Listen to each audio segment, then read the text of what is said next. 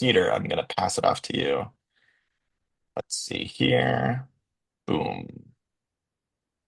Okay. Take it away, Peter. Okay, hello everyone. My voice is a little bit scratchy because EAG was this weekend. Just a lot of yelling in busy rooms. But I'm feeling very relaxed, not least of all because Charlie has the most calming voice of anyone I've heard.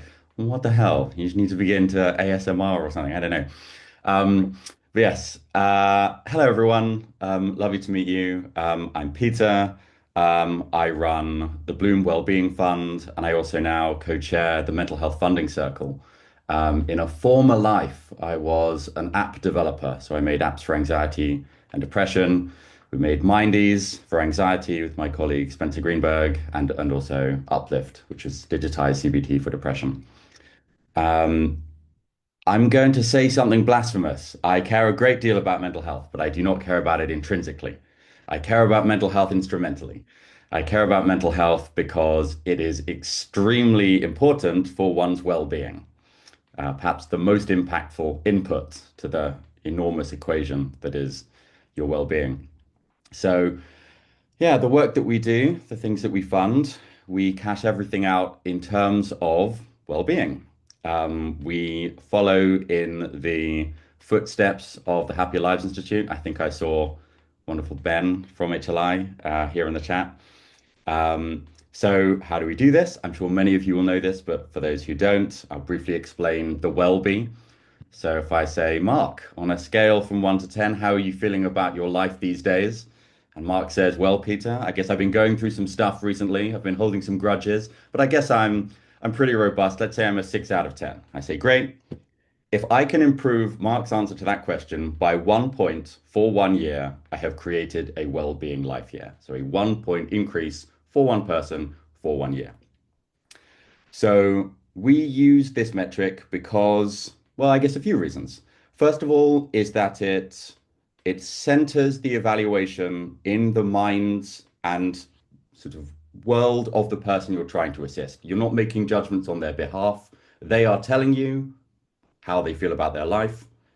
Hopefully, you do something to try and help them, ask them again, try and attribute the change to what you did. So it's sort of, completely decolonized, as it were. Each individual treated as the authority on their own life. I think that's elegant. Second, you can use this metric to evaluate radically different kinds of interventions. So, in the case of Happier Lives Institute, if you want to compare unconditional cash transfers to deworming initiatives to anti-malarial bed nets, well, they're all going to have different outcomes and sort of impact measurements. You're going to need a common denominator across them. So the well-be enables us to do this. So we are employing this evaluation framework at Bloom. Um, we are, yeah, very excited to be hunting down impactful organizations. We do most of our work in low and middle income countries. This doesn't rule out EA-oriented projects, um, but we would have to think carefully about how the theories of change work in terms of how this leads to impact. Largely, that we do work in India, Sub-Saharan Africa, and Latin America, just for cost effectiveness reasons. The money goes so much further. Um, the Mental Health Funding Circle, also, I'm sure many of you will know this, but for those who don't, there is a group of EA-aligned donors who meet twice a year, once in the spring, once in the autumn. Um, there are rolling applications. I'll put the link to the application place in the chat once I finish talking. Um, it is called the Mental Health Funders Circle. I think it's a slight misnomer. It would be fairer to call it the sort of Global Mental Health and Wellbeing Funding Circle. Not quite so pithy, but I think it captures it better, which is to say that if you're working on things with a larger remit, a larger mandate than only mental health, um, it's still a great place to apply. Um, yeah, there's yeah, a group of excited donors looking for things. Um, and yeah, we take those applications on a rolling basis.